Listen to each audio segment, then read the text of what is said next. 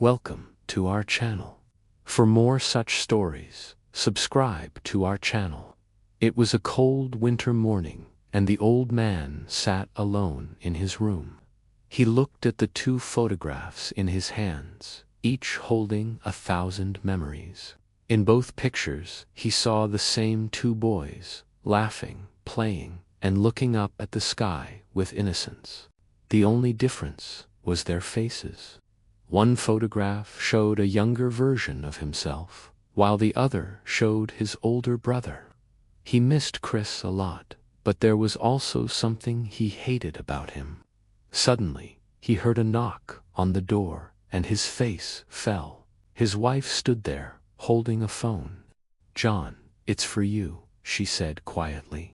He knew who it was without needing to look at the screen. It was his son, Jake.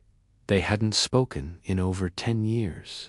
"Don't tell me he's here," John said, his voice trembling.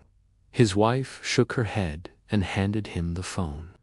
As soon as he heard his son's familiar voice, all those years of pain and anger came rushing back. "Dad, what did you tell him?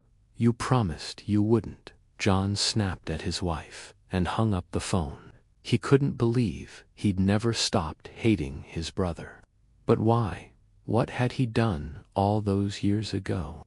It all started when their father passed away.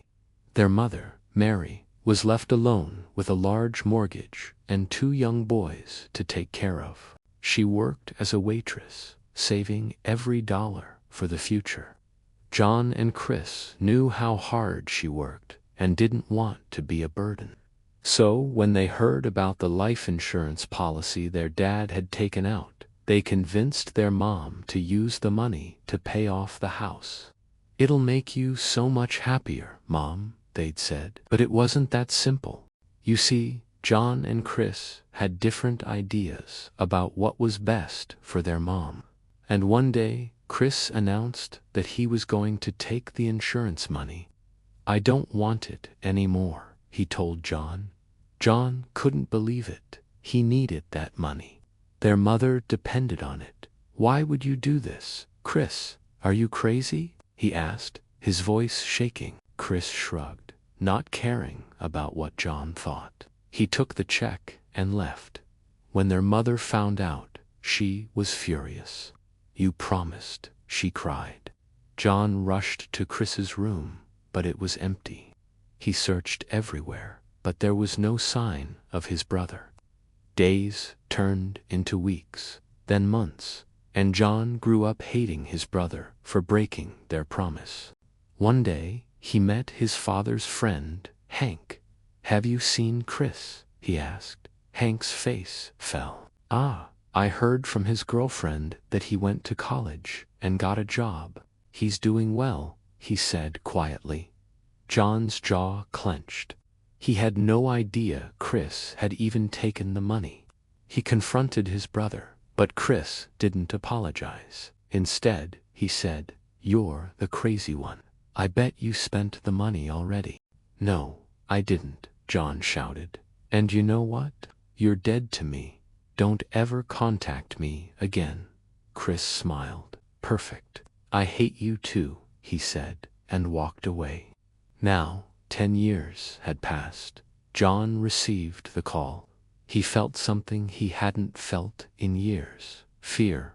What had happened? Was his brother sick? Guilt gnawed at him as he waited for an answer.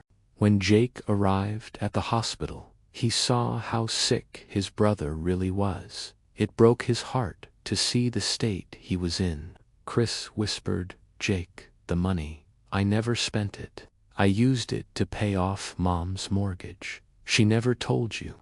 I wanted you to hate me, so you'd never feel guilty that I gave up my share."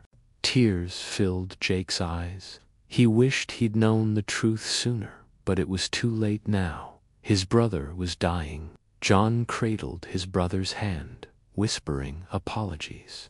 He stayed by Chris's side until the very end.